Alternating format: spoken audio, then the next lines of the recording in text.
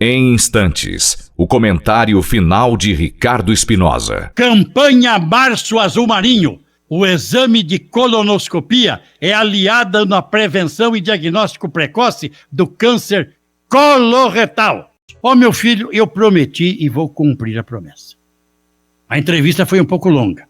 Eu perguntei tudo que mais um pouco que eu queria perguntar ao meu filho, Sérgio Ricardo Espinosa.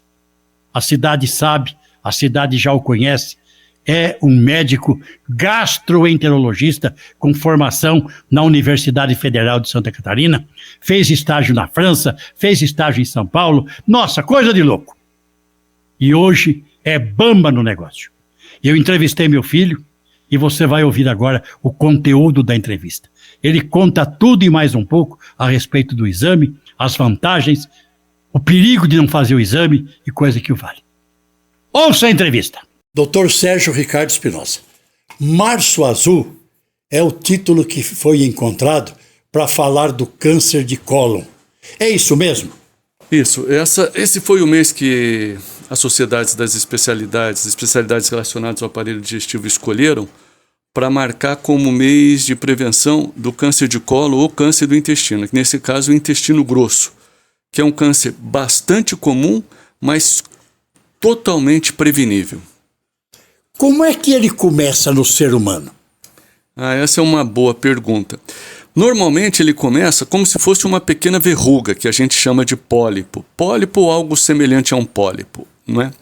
E ele é prevenível justamente por isso, porque quando diagnosticado nessa fase, é possível até retirar essa lesão, que é o pólipo ou essa verruga, né? É possível retirar isso e isso evitaria a progressão para câncer. Quais são os sintomas iniciais? Então, numa fase inicial, e esse é o grande problema, numa fase inicial, a maioria das pessoas não sente absolutamente nada.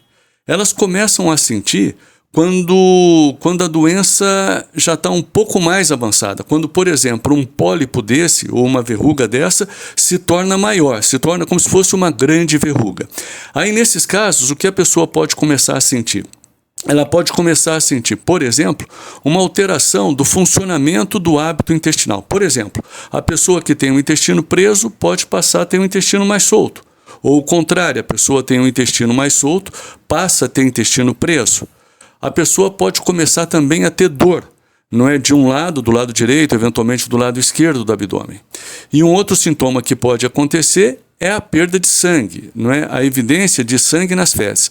E esse é o tipo de sintoma que não pode nunca ser negligenciado.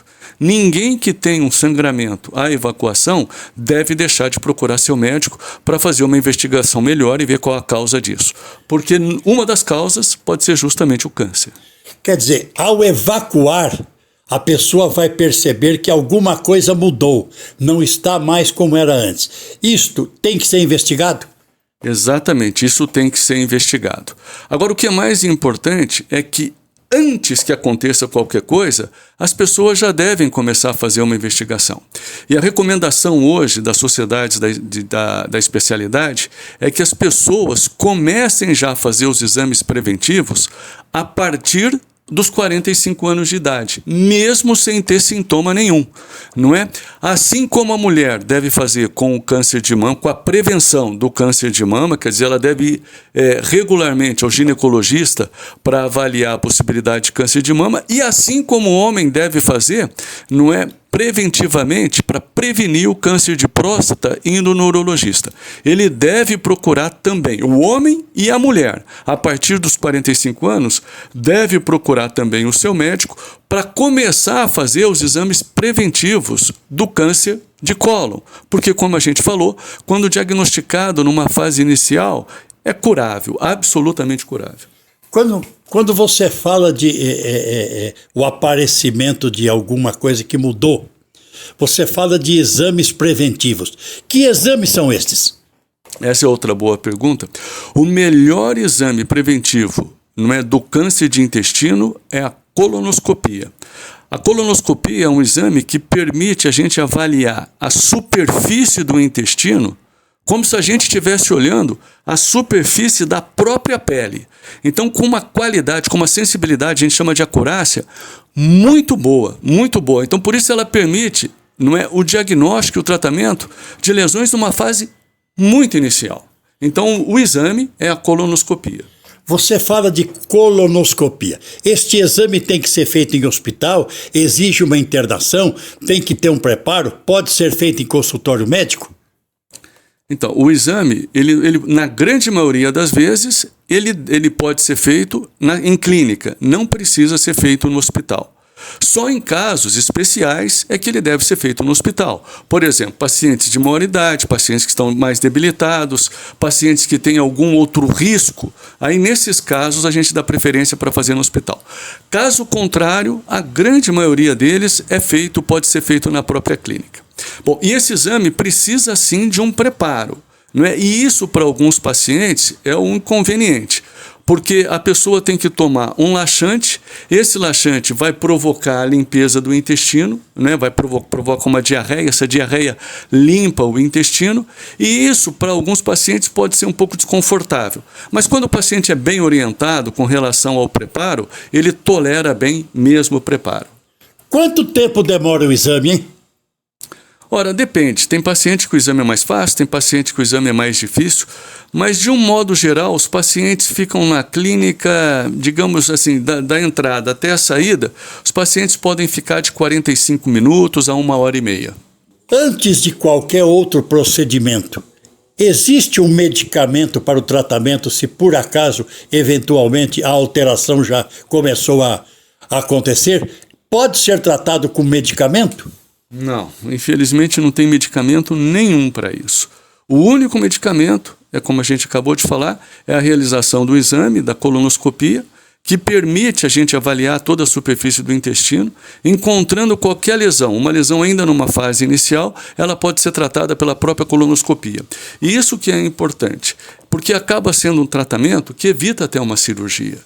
E em alguns casos, que evita até a necessidade de uma quimioterapia. Não é? Então, por isso é importante fazer o exame numa fase inicial, logo depois dos 45 anos, porque quando detectado precocemente a gente consegue tratar e curar. No caso de brasileiros, o índice, o aparecimento de casos é muito grande? Sim. Na mulher vem depois do câncer de mama e do colo do útero já vem o câncer do intestino. No caso do homem, depois do câncer de próstata já vem o câncer do intestino. Não é? E em alguns lugares é a principal causa de morte por câncer. Não é? Então é comum e muito importante. Por isso que é importante a conscientização das pessoas. Por isso as sociedades têm se preocupado com isso. Por isso nós especialistas, temos nos preocupado com isso. Porque assim, o mais importante é que é possível prevenir e tratar, não é? E assim, 90% dos pacientes ficam curados, não é? Quando diagnosticado numa fase inicial. Imagina, 90% tem cura, não é? Então isso é importante. Por isso é importante esse mês todo de prevenção. Existe um lapso de tempo entre um exame ou outro, ou só uma vez na vida é o suficiente? Existe sim. Mas vai depender do resultado do primeiro exame. Não é? Suponha que o primeiro exame tenha sido normal. O que as sociedades recomendam é que o segundo exame poderia até ser feito com intervalo de 10 anos. Não é? Mas, na realidade, a grande maioria dos especialistas recomenda um intervalo de 5 anos. Não é? Entre o primeiro e o último exame, o segundo exame, se o primeiro exame for normal. Por outro lado, se houver alguma alteração, pode ser necessário repetir o exame antes. Por exemplo, quando a gente encontra alguma lesão e essa lesão é retirada, dependendo da característica da lesão, a recomendação é repetir já com 6 meses, para verificar se ficou tudo bem com a retirada. Então vai depender muito do achado do primeiro exame. O paciente acompanha ao vivo este exame ou ele é anestesiado 100%? Como é que funciona isso? Então, o termo correto não seria uma anestesia, porque na realidade não é uma anestesia geral. O que é feito é uma sedação. não é, que vai variar de uma sedação leve a uma sedação mais profunda.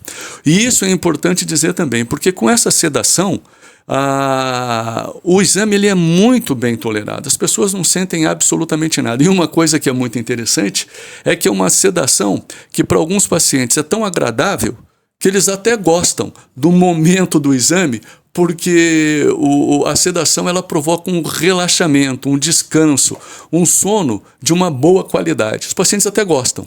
Se ele quiser acompanhar esse exame ao vivo e a cores, é possível? É possível sim. Bom, eu tenho colegas médicos que vão fazer exame lá com a gente e eles preferem acompanhar o exame. Só que aí, obviamente, o exame pode ser desconfortável, porque durante a introdução do aparelho, não é, pode o aparelho toca na parede do intestino, a gente tem que insuflar ar, não é? E isso distende um pouco, quer dizer, tudo isso pode provocar algum desconforto. Se a pessoa for muito tolerante ao desconforto, tudo bem, ela poderia até fazer vendo o exame. Mas o que a gente recomenda mesmo é que faça sob sedação e aproveite a sedação, porque como eu acabei de falar, é uma qualidade de sono dada pela sedação muito boa, que a grande maioria dos pacientes gostam, inclusive eu já fiz, e realmente é muito bom. Essa é a pergunta indiscreta que eu ia fazer. Você, médico, já fez esse exame? Já fiz várias vezes, já devo ter feito, penso que umas 5 vezes, e em duas delas, duas ou três ocasiões, já haviam lesões precursoras de câncer, e essas lesões foram identificadas e foram retiradas. E recentemente eu fiz novamente esse exame, e aí agora, graças a Deus, não tinha mais nada, então agora estou tranquilo, não é? Eu vou poder repetir só daqui a 5 anos.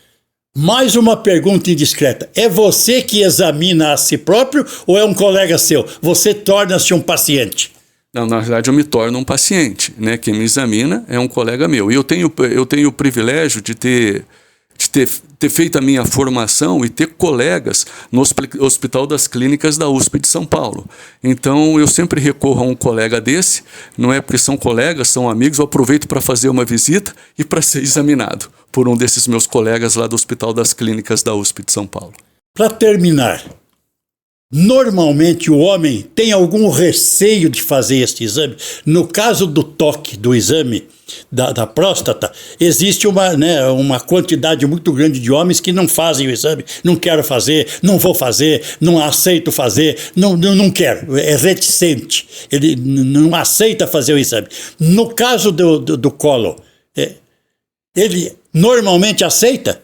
A mesma coisa que para o exame da próstata. Normalmente, o homem tem alguma resistência ao exame. E é interessante que a mulher tem muito menos. As mulheres são muito mais corajosas, de um modo geral. Mas aí o que acontece? Se por acaso o homem acaba desenvolvendo alguma lesão que ele não preveniu antes, ele inevitavelmente vai acabar tendo que fazer o exame. Agora, como eu disse antes, não há o que temer. É um preparo que, quando bem orientado, não é um preparo que é bem tolerado pelos pacientes. Os exames são feitos sob sedação, então é um exame também bastante bem tolerado. Então não há o que temer, não há o que temer. E como o senhor já dizia, a mamãe já dizia, melhor prevenir do que remediar. Melhor prevenir do que fazer uma cirurgia, ter que depois fazer uma cirurgia, eventualmente ter que fazer quimioterapia. Então é melhor fazer o exame, não é? Diagnostica a lesão numa fase inicial e trata e cura. Para terminar, Londrina está hoje preparada com tudo que há de mais moderno no mundo, no conhecimento médico como de equipamentos, para realizar esse exame? Eu não tenho a melhor dúvida. A gente tem que lembrar que Londrina tem 2 escolas de medicina, 2 escolas consideradas muito boas. Londrina tem um grande número de médicos com uma formação excelente. Não é a grande maioria, não é, senão a maioria não só formada em boas escolas de medicina, não é, mas com boas residências médicas, como por exemplo é o caso da nossa equipe, não é, todos com residência médica, alguns com residência médica no Hospital das Clínicas da USP de São Paulo. Então Londrina está sim muito bem preparada, e o que nós temos de equipamento é certamente o que há de melhor no mundo, não é? Claro que algumas clínicas têm o que há de melhor no mundo. Outro dia, por exemplo, eu me surpreendia assistindo uma aula da Sociedade Americana de Endoscopia Digestiva, não é? Essa aula passava no centro de treinamento da Sociedade Americana e eles mostravam os equipamentos lá do centro desse centro de treinamento. Bom, são exatamente os mesmos equipamentos que nós temos hoje na nossa clínica. Exatamente os mesmos equipamentos. Então é o que há de melhor nós temos. Para terminar, os planos de saúde normalmente cobrem este exame? Então há uma preocupação não só dos planos de saúde, não é? Mas há uma preocupação da própria saúde pública com isso. Mas antes, então, falando dos planos de saúde, os planos de saúde não só cobrem, como alguns planos de saúde não é, estão enviando mensagens ou cartas para os seus usuários recomendando que façam um exame preventivo. Porque também para o plano de saúde é muito mais barato ele prevenir do que depois ter que remediar com o paciente indo para uma cirurgia ou tendo que fazer uma quimioterapia. Então os planos de saúde têm feito isso. E a saúde pública também tem essa preocupação. Os pacientes que são atendidos hoje, por exemplo, no Sismepar, há uma preocupação em que eles sejam encaminhados para a realização desse exame. O problema é que a demanda é muito grande. E aí há uma certa dificuldade e demora no atendimento de todos esses pacientes. E agora o que é importante é que a nossa clínica, a gastroimagem, eu e mais meus 6 colegas que trabalham lá, nós vamos, considerando que março é o mês de prevenção, a gastroimagem ela vai dar 20 exames, não é, para o Sismepar. Nós atenderemos 20 pacientes do Sismepar gratuitamente, nós assumiremos os custos para ajudar a minimizar a fila que tem hoje de espera para os pacientes, para os usuários do Sismepar. Quando nós começamos esta entrevista, você falou que a partir de que idade a pessoa deve fazer o exame? A partir dos 45 anos de idade. Até que idade, hein? Até que a vida acabe?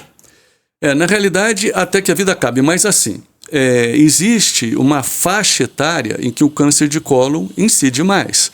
E essa faixa etária, digamos, ela começa lá para os 45 anos até os 65, no máximo 70 anos. É uma faixa de maior incidência. Antes disso é menos comum e depois disso é menos comum. Oba! Então, isso não isenta ninguém, como eu disse, de fazer. A questão é que muitas vezes a gente tem que considerar o que a gente chama de risco-benefício. Por exemplo, se um paciente já tem uma idade muito avançada, é um paciente que tem uma série de outros problemas de saúde, é um paciente bastante debilitado, não é? Vale a pena submetê-lo ao risco ou aos benefícios de uma colonoscopia? Então, tudo isso tem que ser pesado, não é? Então, nesses casos, o médico tem que ponderar a indicação do exame. Mas, fora disso, e depois dos 45 anos, é absolutamente recomendável que todo mundo faça. Para terminar realmente, feito o exame, terminado o exame, o paciente vai embora para casa? Sim, o paciente vai embora para casa. Ele fica em repouso alguns minutos. Não é? A grande maioria das clínicas já oferece um de-jejum para o paciente, porque ele está em jejum. Não é? O paciente vai embora para casa e vai se sentindo muito bem. É muito interessante porque o preparo do intestino, depois que o intestino está limpo, e também a sedação do exame, não é? Fazem com que o paciente se sinta muito bem depois. Não é? É muito interessante isso. Os pacientes saem da clínica muitas vezes se sentindo melhor do que estavam se sentindo antes mesmo até de começar a fazer o preparo. Pronto. Conversamos com o gastroenterologista, Dr. Sérgio Ricardo Espinosa. Um abraço. Pronto, meu filho. Cumpri com a minha obrigação. Eu espero, mais uma vez, ter feito um jornalismo honesto, sadio, de muita responsabilidade e utilidade para você. Se precisar, se quiser, encontre o comentário final na nossa plataforma e você vai ouvir quantas vezes quiser. Faça isso. Obrigado desde já. Londrina, hoje, mais do que ontem, eu quero que você seja muito feliz. Ricardo Espinosa,